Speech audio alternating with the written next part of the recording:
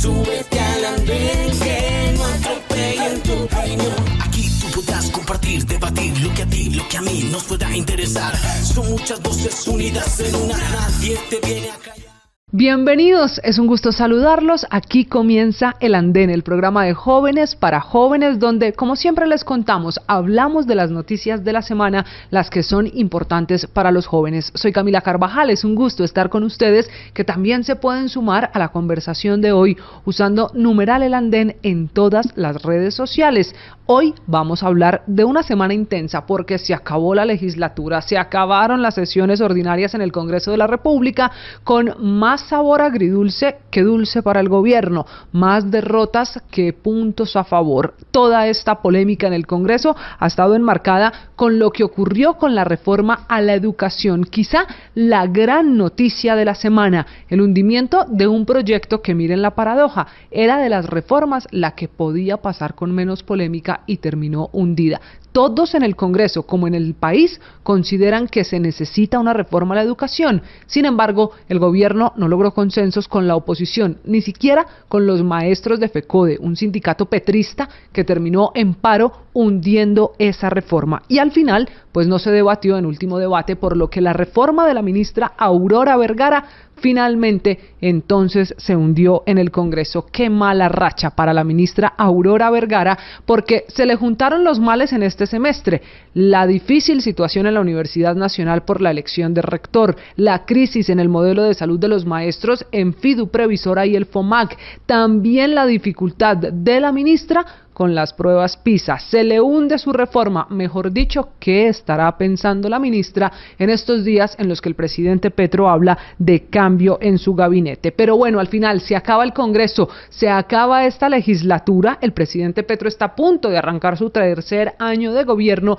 y por eso tan importantes los proyectos. Se aprobó en primer debate la reforma laboral. Eso significa que la discusión, los debates que faltan seguirán a partir del 20 de julio, pero también hay noticias con la reforma pensional. Siguen las reacciones a la aprobación de ese nuevo modelo para las pensiones en Colombia, un Congreso que se prepara ahora para la otra puja política. ¿Quiénes van a ser los presidentes de Senado y Cámara? ¿De qué partidos políticos van a respetar los acuerdos? ¿Cómo va a quedar esta carga que será fundamental para la agenda legislativa que viene? Finalmente, así como se acabó el Congreso, también se acabó el paro de FECODE, que les decía es el gran ganador de la semana con el hundimiento de la reforma a la educación. Se levanta el paro, al final el primer paro del sindicato de maestros que apoyó al presidente Petro, que por primera vez sale de clases para protestar. Pero fue también la semana de la polémica con un sombrero, muy particular sombrero, el de Carlos Pizarro, que fue declarado, aunque después dijo reconocido por el Ministerio de Cultura, como Patrimonio Cultural de la Nación. Y sí, es el sombrero del exguerrillero del M-19, por lo que la polémica parece interminable, que si hace parte o no de nuestra historia, que si merece tal reconocimiento, que si eso no es poner por encima al victimario que las víctimas. Una polémica de la que ya también les voy a hablar en minutos. Hablaremos de fútbol porque arrancó oficialmente la Copa América. Muchos están haciendo y revisando su polla, como también el Bucaramanga, campeón del fútbol colombiano. Muchos en Santander siguen celebrando, así que el fútbol también hace parte de este programa y hablaremos, claro, de la situación de orden público, las disidencias de las FARC que siguen haciendo de las suyas precisamente en el suroccidente colombiano. Bienvenidos, esto es El Andén, el programa de jóvenes para jóvenes en el que hablamos de los hechos de la semana. En segundos, ¿qué pasó con la reforma a la educación y qué opinan maestros y congresistas? Una pausa, esto es El Andén. Súbete al andén, que no atropellen tu opinión. Súbete al andén, que no atropellen tu opinión. Aquí tú podrás compartir, debatir lo que a ti, lo que a mí nos pueda interesar. Son muchas voces unidas en una, nadie te viene a callar. Continuamos en El Andén, lo prometido. La noticia para usted, para los jóvenes en Colombia esta semana fue la reforma a la educación. Es que al final la educación es un asunto de todos, de los jóvenes en sí mismo, pues porque se están formando, de los niños porque son los que van al colegio, pero de los adultos también porque sus hijos son los que están en este modelo de educación. Por eso quizá la reforma que se hundió ha sido el principal tema de conversación entre muchos de los colombianos. Y para eso, para intentar entender por qué se hundió, sucedió, qué pasó y lo más importante, qué va a pasar con la educación en Colombia, es que les tengo la primera invitada. Es la senadora Sandra Jaimes, quien desde el Congreso de la República, ya con la cabeza más tranquila, ya más fría la cabeza después del final de esta legislatura, nos atiende a esta hora. Incluso la vemos por allí ya en el Capitolio. Senadora, bienvenida al Andén. Muchas gracias por estar con nosotros en Blue Radio. Bueno, muy buenas, un saludo muy especial a Blue Radio. Gracias por esta invitación tan importante. Senadora, ¿qué pasó? Ya haciendo la evaluación, mirando hacia atrás, finalmente se hunde la reforma a la educación. ¿Por qué? Ayúdenos a explicarle a los jóvenes la razón por la que no hubo reforma, una reforma a la que le faltó el último debate. Bueno, primero, saludar a todos los jóvenes de Colombia, a todos los niños y las niñas. Lo primero que hay que señalar acá es que la apuesta de nuestro gobierno, presidente Gustavo Petro, es que la educación sea un derecho fundamental, y eso es lo que se buscaba, que se le garantice la educación a los niños desde el preescolar hasta la universidad. Esta propuesta de la Ley Estatal de Educación sale de Cámara, llega a Comisión Primera, pero en Comisión Primera se desnaturaliza esta propuesta de ley. Sí. Creo que ahí además totalmente lo que se quería con esta ley, y empieza a ponérsele se le introducen unos artículos que son nefastos, porque llevar la educación a llevar este derecho fundamental. Lo que se buscaba en Comisión Primera con todos estos cambios que se le hizo era privatizar la educación, llevar la educación a la privatización. Que fue además el reclamo de los maestros de FECODE que salieron a la calle. Senadora, ¿era mejor hundir la reforma que aprobar los puntos positivos y modificar, por ejemplo, esa crítica que usted hace de llevar los recursos a la educación privada? ¿Era mejor hundirla que arreglar ese pedacito? Primero, efectivamente, hace 60 años los maestros vienen en una lucha contundente defendiendo la educación pública, que sea administrada por el Estado y no por el sector privado. Y esta ley lo que llevaba era que los recursos del sector público se iban a ir al sector privado. Por supuesto que aquí la presión de todos los maestros de Colombia, la movilización, el paro, la gallardía, pues siempre lo hemos hecho, los maestros siempre hemos ganado las conquistas por los paros, por la movilización, y esta no fue la excepción, y por supuesto que se logra hundir, y lo mejor era hundir esta ley estatutaria. Bueno, senadora, le decía, entonces, ya la veo además ahí acompañada de maestros, ¿qué viene para la educación en Colombia? Porque anuncia el gobierno que lo va a volver a intentar. Usted decía, sí se necesitan cambios, pero no privatizar la educación. Con este panorama, usted que es maestra y conoce la política, ¿qué cree que viene? Bueno, vamos a seguir con el postulado de nuestro presidente Gustavo Petro, que es elevar la educación a derecho fundamental. De hecho, como senadora tengo un proyecto de acto legislativo ya radicado que busca precisamente esto, elevar la educación a derecho fundamental. En ese sentido vamos a continuar, pero acá la invitación es que se haga una mesa amplia de la educación, donde participen los maestros, la Federación Colombiana de Educadores y todos los actores de educación. Es decir, que las leyes de educación se hagan con los maestros. Sí, senadora Jaimes, a propósito de los maestros con quien usted está a esta hora, le traslado una pregunta de muchos oyentes y colombianos, y es que dicen, la reforma se cayó por el paro de FECODE porque los maestros no quieren que los evalúen, y un artículo del proyecto que se hundió eso incluía. ¿Ustedes como maestros se oponen a esa evaluación? ¿Es cierto que esa es la razón por la que se hundió esta reforma? Sea la oportunidad para informarle a toda la comunidad educativa y a todos los colombianos, primero, que esta es una estigmatización del Centro Democrático, que siempre ha estigmatizado al magisterio, diciendo que es que los maestros no quieren ser evaluados. Falso. Los maestros son evaluados desde que ingresan a la carrera docente, porque tienen que ingresar por meritocracia. Segundo, tienen un tiempo de prueba que también es evaluado, y para ascender tienen que también presentar evaluación de desempeño, y así sucesivamente. Todo el tiempo los maestros estamos evaluando. Acá la discusión es que el Centro Democrático quiere decir, y lo ha dicho la senadora Paloma Valencia, diciendo que es que los maestros deben ser evaluados, y esta evaluación si no la pasan deben ser despedidos. Pues no, la propuesta de FECODE y de los maestros es que, claro, nos evalúen a los maestros, pero que sea una evaluación formativa, que el maestro, donde tenga alguna falla, pues el gobierno ahí cualifique al maestro. Eso es lo que se busca. Pero los maestros todo el tiempo están siendo evaluados. Luego, esto es falso y lo quiero aclarar ante la opinión pública. Y esa posibilidad de que los evalúen teniendo también en cuenta el resultado de los muchachos, de sus alumnos, por ejemplo, en las pruebas ICFES o en las PISA, ¿ustedes estarían de acuerdo como maestros y usted como senadora de la República? Por supuesto que no. Es que los niños no tenemos que prepararlos solamente para que llenen óvalos. Además, estas pruebas no reflejan realmente ni la inteligencia ni el progreso educativo de un niño. Ahora, aquí hay que entender que dentro de las aulas tenemos los niños, un gran número de niños, una mixtura de niños, niños con problemas de aprendizaje, niños con desnutrición, niños en pobreza extrema, niños con condiciones familiares que realmente no les permiten estar afectivamente bien, niños con problemas de familias disfuncionales, una mixtura de niños. Entonces uno no puede exigirle a todos los niños que rindan de una manera homogénea. Entonces ahí se equivoca y pedagógicamente defendemos eso. Primero, esas pruebas tienen que ser unas pruebas que miden un porcentaje, pero no puede ser la totalidad ni de la calidad de la educación.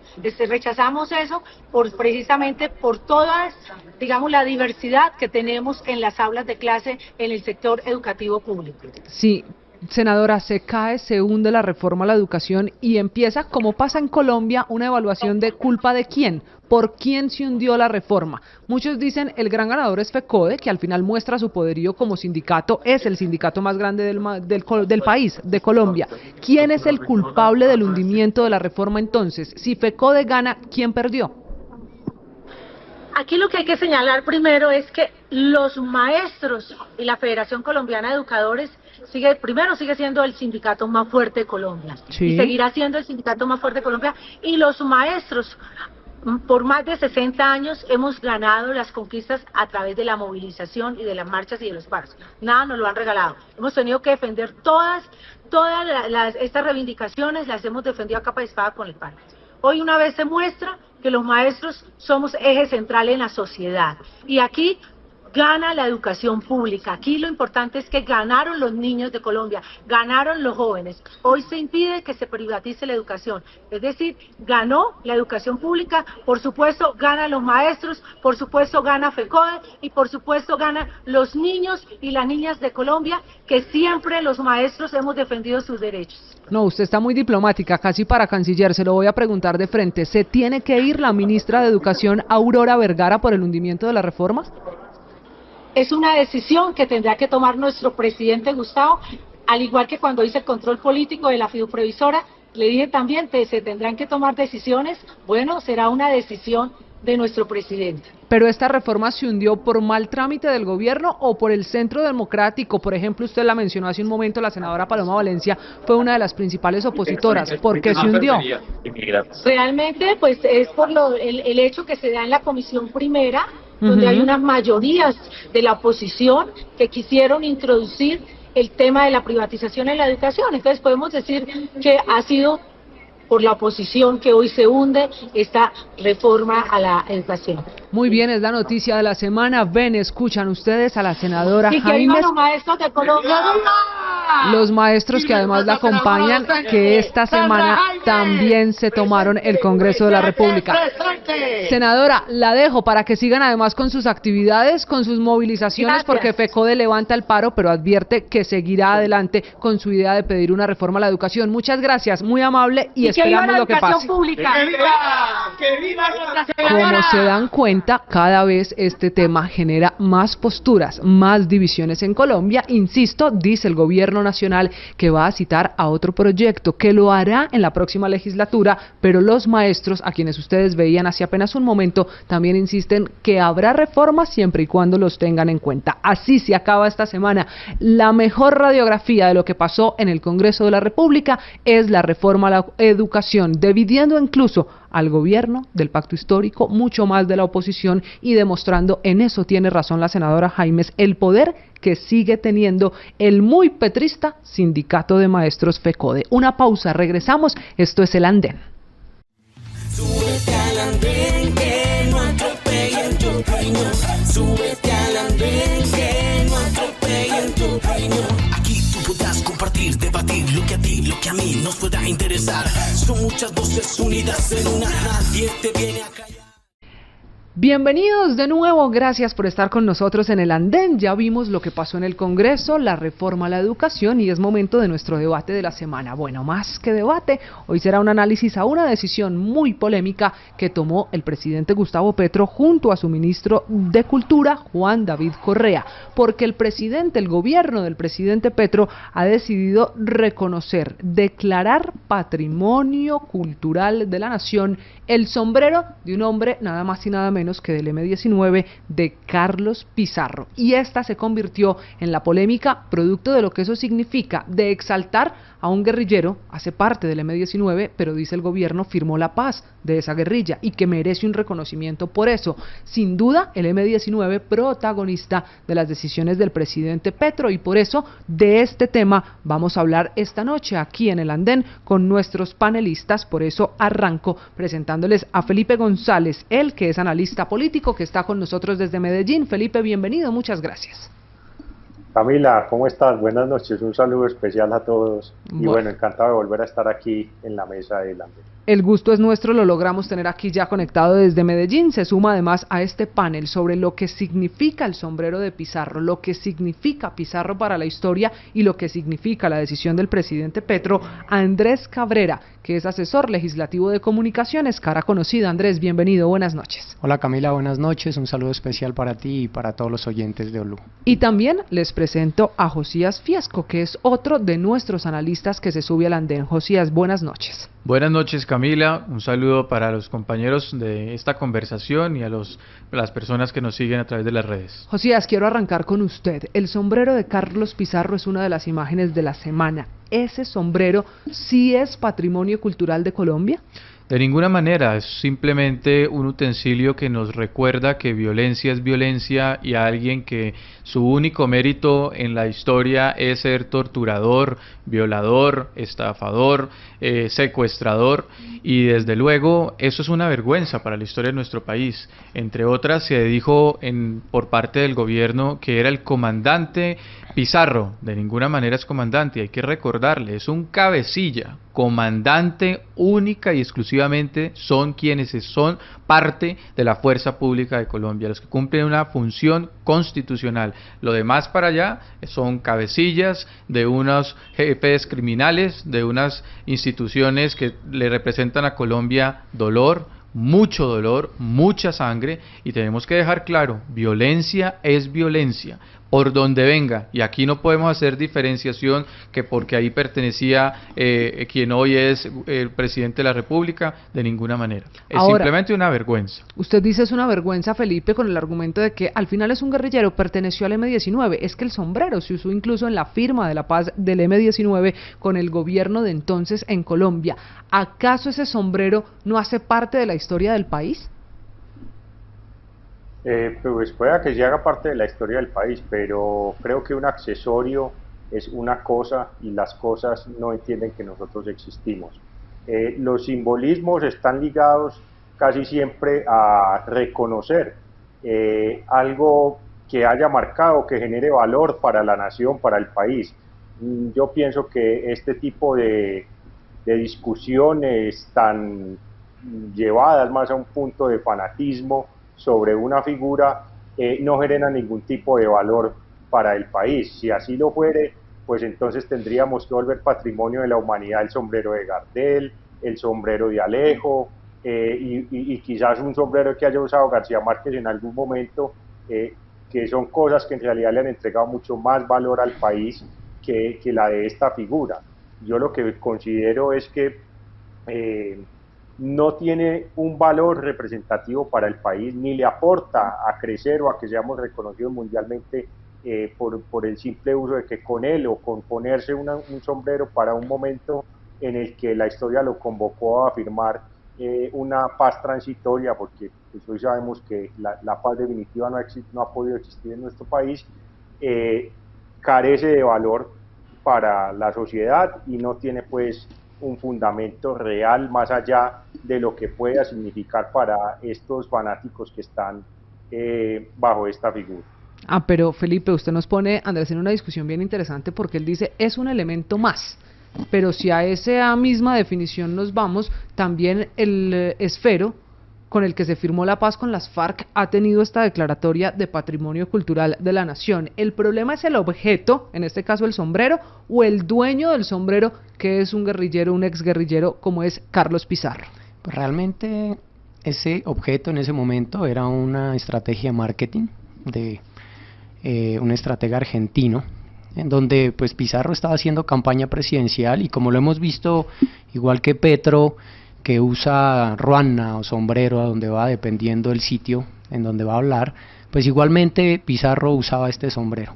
Lo que yo considero importante es que no se pueden equiparar utensilios, en este caso, por ejemplo, un utensilio de un guerrillero con quizá un sombrero como el de Alejo, digamos, ¿sí? O sea, este sombrero se podría equiparar quizás con la toalla de tiro fijo, se podría equiparar quizás con las gafas de Santrich, se podría equiparar con el sombrero de castaño, y que sí, que hacen parte de la historia de Colombia, pero seguro de una historia que todos queremos olvidar, de una historia que a los colombianos les recuerda muerte, y que finalmente se basó en falsos procesos de paz, ¿sí? En donde claramente vemos que hoy continuamos igual o peor que como estuvimos en esas épocas. Pero Andrés no me respondió, porque es que el esfero con el que se firmó la paz con las FARC, ese acuerdo de paz de La Habana, también es patrimonio y no provocó toda la tormenta que hay hoy alrededor del sombrero de Pizarro.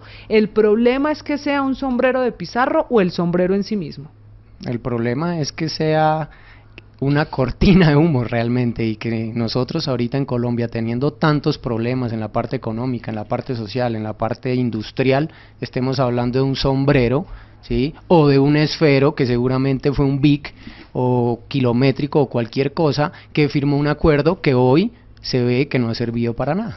Pero Camila, más allá del objeto, si es el sombrero, si es un esfero, lo que sí es evidente es que hace parte de una estrategia de la izquierda internacional para minimizar sus hechos de crueldad, sus ataques a la población. Entonces hoy de la masacre de Tacuelló nos queda un sombrero donde uno de los miembros de ese grupo criminal del M-19 termina héroe, él y su sombrero. Lo mismo que lo podemos traer al 2024 cuando esta discusión se da en medio de un departamento del Cauca o suroccidente del país incendiado. Saca entonces este tema del sombrero para minimizar lo que está ocurriendo en esta región del país. Entonces el sombrero, el esfero, siempre termina siendo parte de ese marketing para minimizar la dimensión en vidas, en sangres, que sí tiene el actuar de estos criminales. Aquí entonces tenemos que rechazar violencia es violencia de donde venga, si no tendríamos que convertir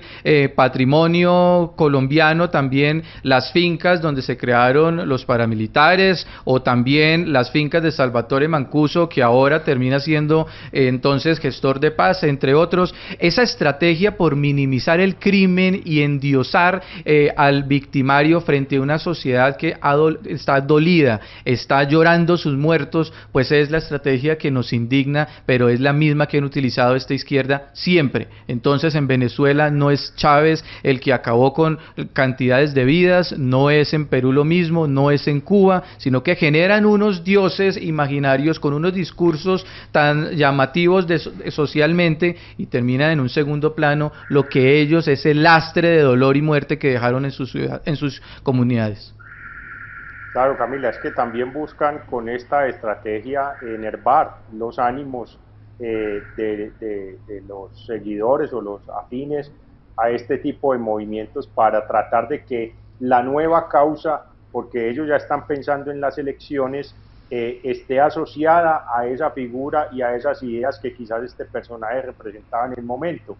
Pero recordemos que cuando Gustavo Petro se posicionó, María José Pizarro rompió en un llanto, quizás por la efervescencia que le producía ese momento de ver ahí materializadas las ideas que en un momento defendió su padre. Entonces creo que revivir o tratar de endiosar esa figura, como bien lo están mencionando, lo que quiere promover es eso, una posibilidad de conectar un mensaje que permita tener una eventual continuidad de esas ideas en el gobierno. Y pues hombre, Dios nos libre. Y mira que ahí tocas un punto súper importante. Sin embargo, las encuestas demuestran que ese 27% que tiene Petro de aprobación, dentro de ese 27%, más del 60% no está de acuerdo en que el discurso justamente de Petro tenga que ver con el M-19. Yo considero que allí los estrategas de comunicaciones y de marketing de Petro erran completamente, gracias a Dios para Colombia, porque es que Colombia ha demostrado que no es un país de guerrillas, Colombia ha demostrado que no es un país de sangre, Colombia ha demostrado que es una sociedad que quiere un cambio, que quiere una transformación real de políticas públicas que generan violencia como la corrupción y que desde ningún punto de vista pretende que, digamos, como validar este tipo de discursos y justamente viniendo desde el presidente. Camila, pero si el mensaje que se propuso el gobierno es decir que nos va a regresar con un discurso a hace 30 años, creo que ese mensaje sí lo hemos entendido los colombianos. El país está retrocediendo de manera impresionante en todos los sentidos, en seguridad, en salud, en educación, en todos los sentidos a 30 años atrás. Si esta discusión que este gobierno pretende dar para minimizar los hechos de violencia de su gobierno, de sus aliados en los dominios de los territorios que este gobierno le ha entregado de manera de facto, pues eso es lo que estamos teniendo. Un país que retrocede 30 años atrás, con un sombrero donde se burlaron hace 30 años atrás de la justicia, de sus víctimas. Hoy este gobierno continúa en esa fórmula, burlándose de las víctimas, de la justicia. Pero, y los colombianos padeciendo. Déjeme hacer de abogada del diablo, que se los advertí al principio, además un poco aquí intentando entender la decisión del ministro de Cultura, Juan David Correa. ¿Acaso no fue ese mismo Pizarro, el mismo Carlos Pizarro, el que firmó un acuerdo de paz con el gobierno de entonces? Es el mismo Carlos Pizarro que se burló de las víctimas y hoy este gobierno las revictimiza de manera descarada. No por una firma, no por un sombrero, las víctimas revivieron o lo dejaron de ser. De ninguna manera. La ciudadanía hoy sigue exigiendo justicia. Ese grupo criminal que se burló en su momento y hoy lo sigue haciendo. Entonces el sombrero no le permite ser a un torturador destorturada su víctima. De ninguna manera. Aquí lo que estamos viendo es una burla descarada por romantizar al torturador, al victimario, una vez más. Y sabe, déjeme decirle algo muy preocupante, es el mensaje que se le envía a las nuevas generaciones. A las nuevas generaciones, para usted quedar en la historia, entonces tiene que ser un criminal. Esto tiene que cambiar. De manera contundente, la ciudadanía hoy no aguanta más a Gustavo Petro como en su momento no aguantaba más a Carlos Pizarro, con sombrero o sin sombrero. Es un descaro cómo se revictimizan hoy a las víctimas y aquí entonces termina siendo héroe nacional el sombrero, el esfero, entre otros. Esto realmente no puede continuar. Hay un peligro ahí, claro. Usted tocó un tema importante y es que esto es un reconocimiento, ojo, cultural. Sí. Y la reflexión es que eso no le aporta al crecimiento de la cultura nuestra. De ninguna manera. Sí le puede aportar a la historia, listo, sí, es que la historia tenemos que reconocerla, registrarla y aprender de ella para no repetir en un futuro. Desafortunadamente la historia a veces es un poco cíclica y se repiten las cosas, pero el aporte a la cultura basada en un símbolo que no aporta valor, como vuelvo y se lo repito, no tiene contenido significativo para que el país se vuelque a pensar en ese tipo de situación. Aquí hay algo peligroso y es el cambio en el diálogo social, o el diálogo social que está pretendiendo tener el presidente Gustavo Petro justamente con esos jóvenes que quizás hoy no conocen la historia, y ese diálogo social tan peligroso en querer mostrar que estas recetas de conseguir la paz completamente inválidas, porque los resultados lo han demostrado, no sirven, ¿sí? Son recetas, y tú ahorita lo decías, que se repiten y no generan ningún tipo de resultado concreto en la sociedad colombiana. Ya lo podemos ver en El Salvador, cómo Nayib Bukele decidió quitar todas esas recetas venidas de ONGs y ORGs y entidades gubernamentales y no gubernamentales internacionales, en donde se metían justamente dentro de la política nacional del Salvador, simplemente para intercambiarse el poder, para venderse entre ellos, para justamente con los recursos públicos hacer fiestas, y decidió cambiar y establecer una política de Estado de seguridad, no una política de gobierno. La seguridad es una política de Estado que debe generar paz. Entonces, para mí, todos estos diálogos falsos, todas estas mentiras que le quieren hacer creer a la sociedad, terminan en desilusiones, en tristezas y desafortunadamente en más muertos y más guerras. Yo los invito a que volvamos al sombrero y al acto en sí mismo en la Casa de Nariño, porque Felipe, lo hace el presidente Petro con, usted la mencionaba hace un momento, María José Pizarro, que se ha convertido en una de las caras más importantes del pacto histórico, una de las parlamentarias más importantes en el Congreso de la República, y ella agradecía un reconocimiento a su padre, insistiendo en que era un reconocimiento por la paz, porque no todos los cabecillas, los guerrilleros, han hecho un proceso de paz en Colombia. Ese aparte, ese que resalta María José Pizarro, ¿es válido? Si miráramos la firma de la paz en el gobierno de la época con Carlos Pizarro, ¿sería elemento suficiente para valorar el sombrero? Mire, hay que valorar más el acto que el símbolo. Entonces, ella puede estar muy orgullosa de su papá y pues desconocemos cuáles son las experiencias en torno a esa relación padre-hija, y ella está en todo su derecho de sentirse orgullosa o no por las acciones y los hechos que hizo su padre. Si yo me devuelvo, porque esa es la invitación que usted me está haciendo, a ese momento histórico, pues hombre, cualquier esfuerzo que se haga por lograr una paz es bienvenido. La paz es un derecho constitucional, es un derecho irrenunciable.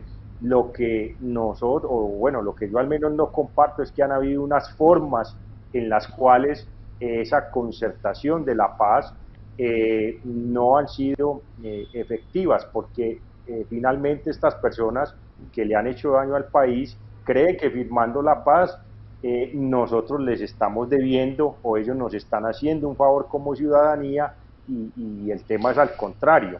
Ellos deben de evitar actos que vayan en contra de la paz misma y de la sana convivencia de los ciudadanos. Entonces, creo que el hecho de firmar una paz en un momento histórico como fue por allá en el 91 con el tema de la constituyente y demás, debe ser valorado el hecho, sin duda, pero más allá de ese hecho, llenarlo de simbolismos y de elevar eso a un endiosamiento por un hecho que ya fue superado incluso, y que ahora hemos pasado por otros procesos distintos, pues creo que no tiene sentido. E insisto, va mucho más allá, están tratando de conectar una figura viva y reciente como es María José Pizarro con unas ideas que posiblemente quieran que calen en la sociedad para unas próximas elecciones. Es que la candidata de la izquierda muy seguramente va a ser María José Pizarro, y ya están en campaña, ya eso hace parte de una estrategia de marketing en donde, concuerdo contigo,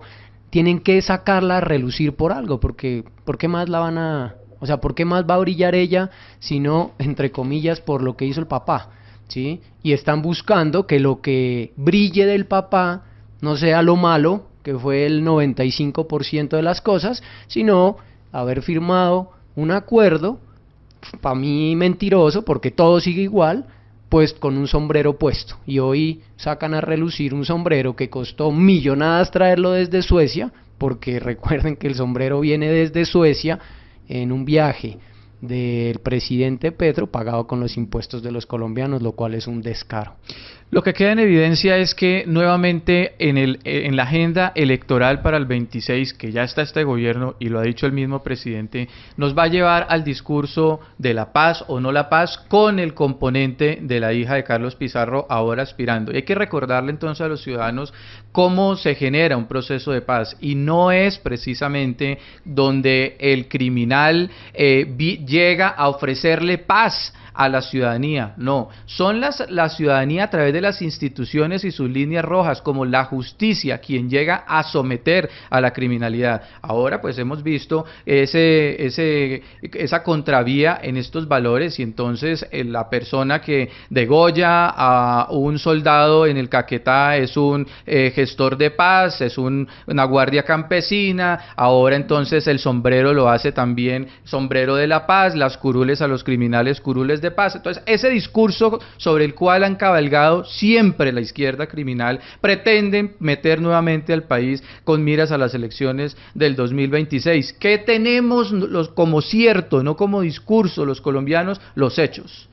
Violencia es violencia y se rechaza de donde venga, y ya los hemos conocido. En la medida en que avanzan los discursos de paz, avanzan los crímenes también, y avanzan la burla hacia sus víctimas y a la sociedad civil en general. ¿Qué tenemos hoy? Es un gobierno en apuros al que ya la ciudadanía no le cree, ya lo padece, como les digo, así como Colombia padeció a Carlos Pizarro asfixiantemente hace 30 años, hoy padecemos a Gustavo Petro en el 2024, y la ciudadanía ya no sabe cómo sacudirse de ellos, ya no sabe cómo sacudirse de este abismo que llamaban cambio, entre otros, en su momento también. De manera que traer nuevamente el discurso de la paz con la hija de un firmante de una burla, porque recuerde lo que pasó con el M-19 y su alianza con el narcotráfico, con Pablo Escobar, como podríamos traerlo a los tiempos de hoy con el narcotráfico, cómo están ellos de manera tan cordial, y podríamos decir que María José Pizarro no es la única vocera del petrismo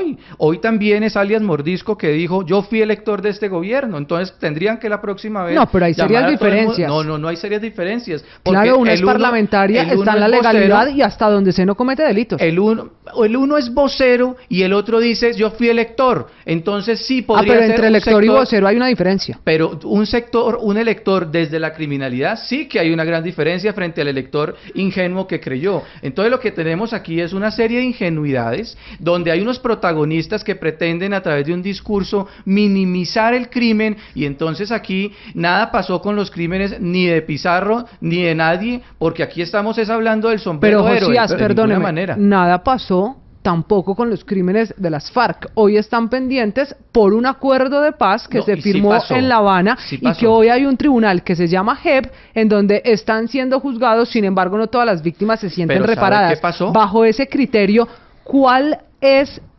la situación tan difícil de entender con Pizarro y no con los excomandantes de las FARC? Uno también podría decir entonces que los computadores de Raúl Reyes pueden llegar a ser reconocidos, porque ellos entonces terrible. Sí, pero entonces para este gobierno. Claro, pero las FARC hoy sí está pagando, porque está la JEP, existe y hay un acuerdo. ¿Está pagando? No está pagando nada. Se está burlando. Pero el Estado colombiano accedió a que fuera bajo el modelo de la JEP. Y usted me pregunta, la reparación, pero realmente eso fue por un ego de Juan Manuel Santos. Pero usted me decía, ¿qué pasó? Claro que pasó, y es un hecho de los más contundentes de nuestra era. Y hubo una ciudadanía que salió y dijo no, y sí pasó. Y así como Pizarro nunca pudo ser presidente, así como estos acuerdos de impunidad siempre la ciudadanía tuvieron un no rotundo, ahora no pretendan que con la segunda o tercera generación de la hija de un criminal venga a ser presidente, porque Colombia nuevamente va a decir no. Así que quieran meter un discurso muy seductor, la ciudadanía está dispuesta a volverlo a hacer. Es ese no radical, es ese no contundente, y claro que sí pasó. Existe la JEP con un antecedente irrefutable, un no de la ciudadanía. Existe la impunidad y la burla de las FARC hoy en el Congreso, pero hay un contundente resultado en las urnas, que se lo burló, pero la ciudadanía sí se expresa. Y hoy continúan en el Congreso, aunque en Colombia no hay delito de sangre. Tan es así que dos hijas de Carlos Pizarro, no es solo María José Pizarro, María del Mar Pizarro, también tiene precisamente, Andrés, una silla, una curul en el Congreso de Colombia. Es una vergüenza. Así es, porque no hay un delito de sangre. Si nos vamos al tema ideológico, justamente lo oía en Blue, en donde los izquierdistas, no los radicales, sino los que tienen pensamientos de izquierda, que para mí eso de las ideologías es basura. ¿Pero cuáles? Hablan de que las armas no son la forma de llegar al poder. Los mismos izquierdistas lo dicen, los mismos izquierdistas no están de acuerdo ni con la FARC, ni con el ELN, ni con el M-19, ni con ninguna de estas actitudes que impliquen tener el uso de las armas para llegar al poder. los que no son radicales, te lo digo, Josías. O sea, la gente que habla y que argumenta y que piensa. Estoy de acuerdo en lo que tú dices con respecto a que los acuerdos de paz son falsos. Son falsos, claro que sí, porque salió un plebiscito, lo votaron que no. La gente eligió un presidente con las banderas de en ese entonces el expresidente Álvaro Uribe, que salía con el 80% de favorabilidad y que dijo voten por Juan Manuel Santos, y Juan Manuel Santos se hizo elegir con mentiras, mintiéndole a la ciudadanía, lo cual nos tiene hoy acá. ¿Sí? Pero eso no cambia el hecho de que con las armas no se pueda llegar a ningún puesto de poder, así hoy las mentiras que han hecho en esos falsos diálogos de paz estén mostrando que sí se puede. Ese es un diálogo falso que los jóvenes deben hablando del no sombrero aceptar. y volviendo al sombrero, Felipe, quienes critican la decisión del gobierno de un reconocimiento como patrimonio al sombrero de Pizarro, dicen que en el fondo esta es una exaltación a la guerrilla del M-19. Sin embargo, no es la primera que hace el presidente Petro. El episodio de la espada de Bolívar el día de su juramento de su posesión, pues ha marcado el camino. Pero también el presidente Petro está gobernando con muchos ex M-19 que hoy están en el gobierno. ¿Por qué pareciera más grave un reconocimiento de patrimonio a un sombrero que el hecho mismo de que quienes fueron combatientes en el M-19 hoy estén en el poder en Colombia? Pareciera que causa más escándalo el hecho del sombrero que la ocupación de cargos de esas personas que pertenecieron a la guerrilla. Mire, las personas criminal. Gobiernan no son con sus amigos y con quienes ellos confían. Es que el presidente perteneció al M-19 y lo escogió el pueblo, eso es innegable. Va a gobernar con ellos porque son sus amigos, los conoce ya de muchos años. El pueblo del y ese vínculo de confianza no lo va a romper nadie. Y eso pasa igual del otro lado, cuando llega a gobernar un gobierno de derecha. ¿Con quién va a gobernar? Con sus amigos, con los que ha construido partido, independiente de que a nosotros nos guste o no el modelo actual. Entonces, ¿por qué causa más escozor ese reconocimiento? Por el pasado que tiene, por las acciones que ese grupo al que él perteneció generaron en su momento, y porque el país viene reclamando un cumplimiento de una promesa. A nosotros nos prometieron un cambio y ese cambio no lo hemos visto, o los cambios que han propuesto han sido tan bruscos que han generado demasiado malestar en todas las órbitas que los han propuesto. Entonces creo que la seguidilla de esos actos que enervan los ánimos y que generan esa sensación de que no estamos recibiendo nosotros como ciudadanos las promesas por las que votamos o por las que elegimos a un mandatario, es más esa frustración que genera en que se desvíe el actuar de un gobierno a un reconocimiento de un símbolo, insisto, que no tiene relevancia, que no le genera valor al país y que pretende en el fondo es más una estrategia electoral próxima. Pero es que además el sombrero es una estrategia de marketing. Pero una estrategia hoy política. Todo el mundo está claro, Es es una estrategia de marketing político. Justamente hoy estamos todos hablando de un sombrero y no de la masacre de Cauca. y dándole exposición a María José Pizarro, que es la persona que está viva con respecto a ese sombrero, porque ya el papá ya no está, y es eso lo que realmente significa ese sombrero aquí. El resto todo lo podemos decir, todo lo podemos pensar, pero la realidad es que el sombrero hoy está haciendo una estrategia de marketing para posicionar a una posible candidata de la izquierda a la presidencia del 2026.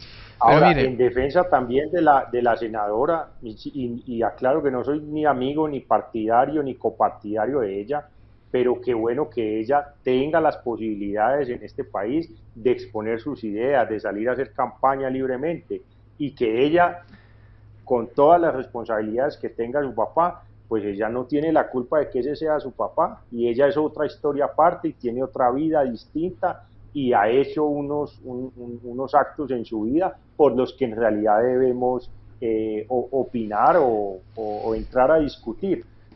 Pero pues yo he tenido la oportunidad de verla en el Congreso y la verdad me parece una persona incoherente como todos los izquierdistas que están hoy allá. ¿Sí? Lo suyo es que también es generalizado, pero en el caso de Pizarro es por...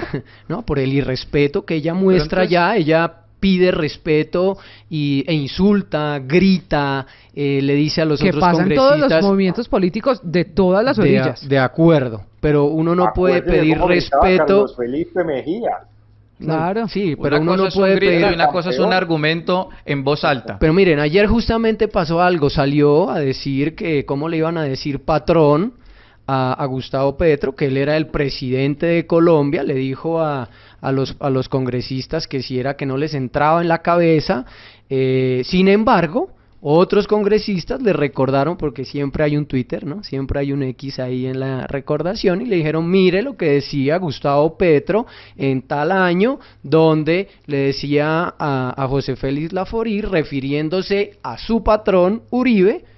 Entonces uno dice, oiga, vamos a seguir nosotros metidos entre izquierdas y derechas, ideologías que lo único que le han traído a este país es muerte, guerra y corrupción. Y que nos han llevado, Josías, a esta discusión, pero volvamos al sombrero. Sí, no, pues si el sombrero de Pizarro le va a servir, si el sombrero de Pizarro hace 30 años le va a servir para que su hija sea candidata presidencial, pues también tendremos que poner las manillas de Tomás y Jerónimo, que han generado empleo, que no han generado ni muerte ni nada. Pero es que si ese fuera el ejercicio, si hoy la polémica sería igual. No, nunca va a ser igual, porque ellos nunca han aspirado ni por lista cerrada ni por lista abierta a ningún cargo público. Esa es una de las grandes diferencias. Ahora, no solamente está la hermana mayor que quiere ser presidenta, sino la menor también en el Congreso por lista cerrada. Pero, Camila, me parece más interesante ahora en este disparate de este gobierno, otro de los abismos que por donde nos lleva este gobierno, hablar del sombrero de Pizarro.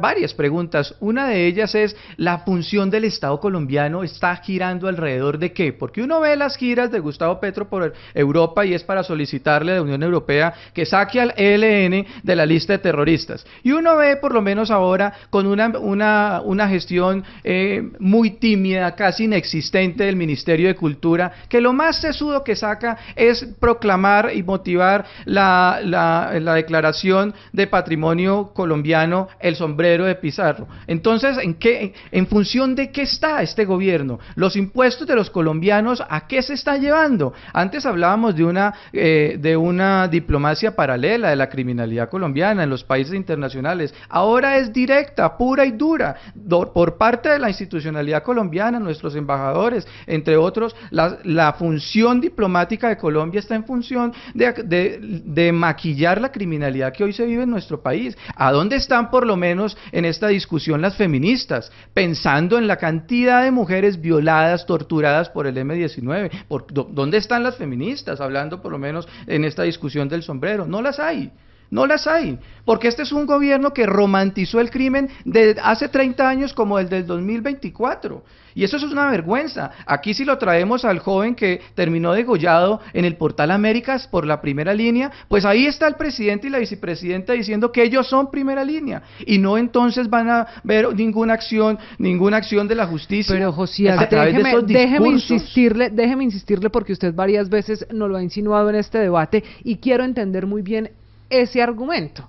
Ellos, desde el principio, nuestros mandatarios de hoy, desde campaña, han expresado sus posturas frente a la guerra internacional, a la guerra local, a los grupos armados en Colombia, frente a la economía, frente a las reformas, y por eso votaron 11.281.000 colombianos. Esto se sabía desde el principio. ¿Qué es lo nuevo en el argumento de decir que el presidente y la vicepresidenta tienen un afecto de representación por primera línea? No, pues es que, claro que hay nuevo. Antes, por lo menos, podríamos decir, si usted me dice que los anteriores lo hacían de manera hipócrita... No, yo le estoy hablando de campaña, de las mismas dos personas. No me voy a ir a gobiernos anteriores. Usted mencionó el presidente Gustavo Petro, la vicepresidenta Francia Márquez. En campaña lo dijeron, pero 11.281.000 colombianos los eligieron. Al final, una democracia hace que la mayoría elija, y en Colombia la democracia operó.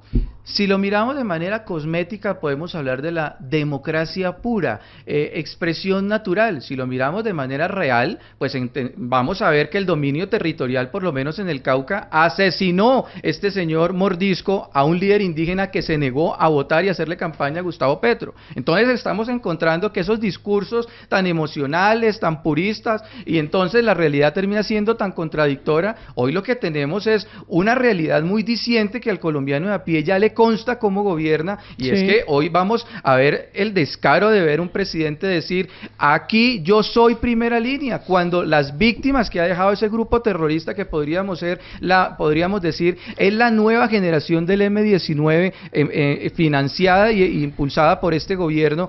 Vamos entonces a generar ese aplauso, y sobre ese discurso pretenden someter a Colombia hasta el 2026. Este es un gobierno que habla de paz, pero le gusta la guerra. Sí, o sea, no es un gobierno de izquierda, es la realidad. Siempre las es ideologías de paz. No, a mí las ideologías, la verdad, a mí las ideologías, a mí eso me tiene sin cuidado, la verdad, porque ahorita estamos hablando de las manillas de los hijos de Uribe. ¿Eso para qué sirve? Se me va a acabar el tiempo. ¿Por qué no más bien hablamos, perdón Camila, sobre la bicicleta de Mariana Pajón?